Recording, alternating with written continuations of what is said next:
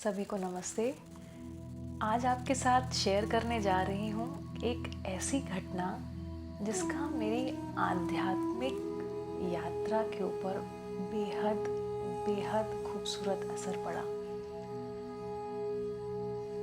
तो बात है करीब जब मैं 5 साल की थी, तब मैं और मेरी छोटी बहन, सिर्फ हम दो थे। मेरी मम्मी को बड़ा शौक़ था हम दोनों बहनों को खूब अच्छे से तैयार करने का। अक्सर वो हमको मेहंदी लगा देती, रंग लगाती हमारे पैरों में, चूड़ियाँ ले आती हमारे लिए। उन्होंने हमारे लिए बहुत अच्छी बजने वाली चांदी की पायलें बनवाई थी। और तो ऐसे ही एक दिन हम कहीं किसी शादी में जाने के लिए तैयार हो रहे थे और उन्होंने हम दोनों को तैयार किया। मेरे हाथों में अच्छे से नेल पॉलिश लगाई, सब अच्छे से तैयार करके, और लास्ट में उन्होंने एक उसी नेल पॉलिश से बिंदी लगाई।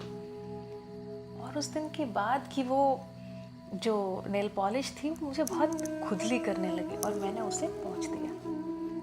अब जैसे ही मैंने उसे पोंछा तो मेरा पूरा माथा लाल लाल हो गया।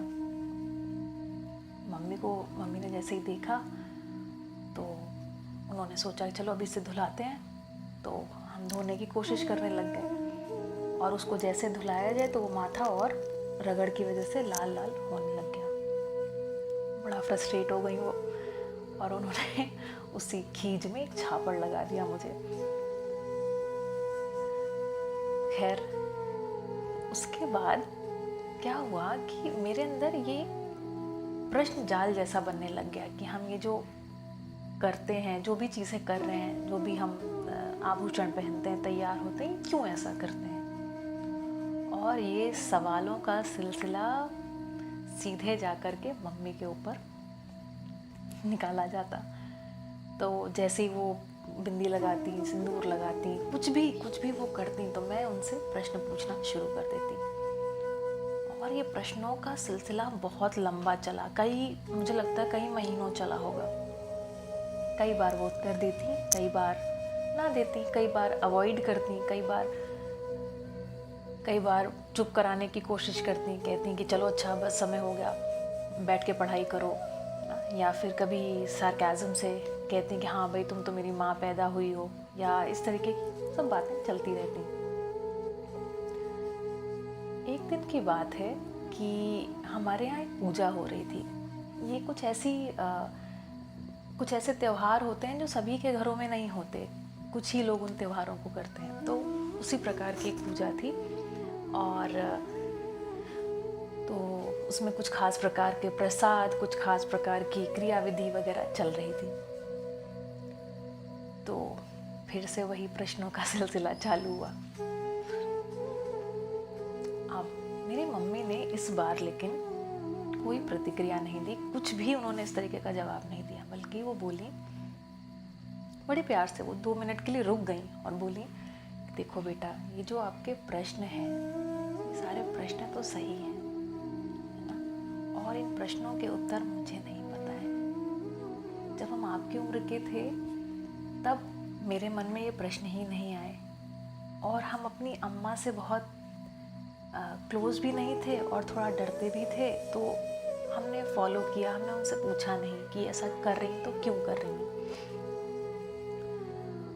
और उन्होंने बोला, देखो बेटा, हम तो फॉलो कर रहे हैं, लेकिन आप इन्हें फॉलो करने के लिए बाध्य नहीं हैं। आपके मन में प्रश्न हैं, आप इन प्रश्नों के उत्तर खोजिए, है ना। और चूँकि ये सारे प्रश्न सही हैं, तो जब आपको उत्तर मिल जाए तो आप मुझे उन प्रश्नों के उत्तर शेयर कीजिएगा।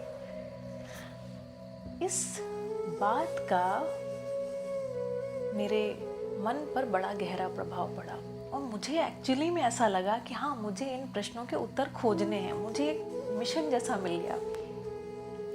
जो लोग मुझे पर्सनली जानते हैं उन्हें पता है कि मेरी आध्यात्मिक यात्रा बहुत ही जल्दी शुरू हुई, और उसका एक, मुझे लगता है, सबसे महत्वपूर्ण कारण यही रहा होगा। तो moral of the story is कि कई बार हमसे बच्चे कुछ ऐसे प्रश्न कर लेते हैं जिनका उत्तर हमें पता नहीं होता। तो उस समय पर भी हम यदि बच्चों के अंदर की जिज्ञासा को संरक्षण प्रदान कर सके, जैसे इस कहानी, इस घटना में अगर आप देखेंगे तो ज्ञान, ज्ञान की जिज्ञासा, ज्ञान की पिपासा, वो जो ज्ञान का दिया है वो तो हर बच्चे में जल ही रहा है, हर बच्चा जानना ही चाहता है। लेकिन अब चूंकि आप उस दिए में तेल नहीं डाल सकते, है ना, इसका मतलब ये नहीं है कि आप उसे संरक्षित नहीं कर सकते। जैसे मेरी माँ ने उस दिन मेरा जो दिया था ना, उसे संरक्षित कर दिया, और मैं इसके लिए उनकी बहुत कृतज्ञ हूँ कि उस दिन उन्होंने ऐसा किया। और इसके बाद मैंने उनसे बहुत ज़्यादा प्रश्न नहीं पूछे, वो अपने आप कहीं ना कहीं मेरी जिज्ञासाएं जो थी वो और जगहों पर मैं प्रश्नों के उत्तर ढूंढने लगी। कभी किताबों में, कभी पापा से पूछती, कभी किसी और साधु महाराज वगैरह जो हमारे घर में आते हैं उनसे पूछती, मगर वो दिया जलता रहा।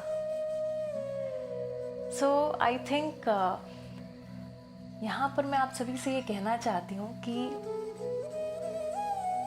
जब आप प्रश्नों के उत्तर नहीं जानते हैं तो बच्चों के साथ अपने सत्य को साझा कर दें कम से कम, और हो सके तो उन्हें ऐसी जगह पर ले जाएं जहाँ पर उनके प्रश्नों के उत्तर मिल सकें, है ना। उस दिए को, उस ज्ञान के दिए को संरक्षित करना आपका काम है। और I think as I always say that kids are very, very understanding. They forgive you very easily, and they don't judge you for not knowing the answers. And let me tell this to you once again, that they'll always be grateful for you, that you have shown them the path, you have shown them the truth, and they'll always be grateful that you have let them go on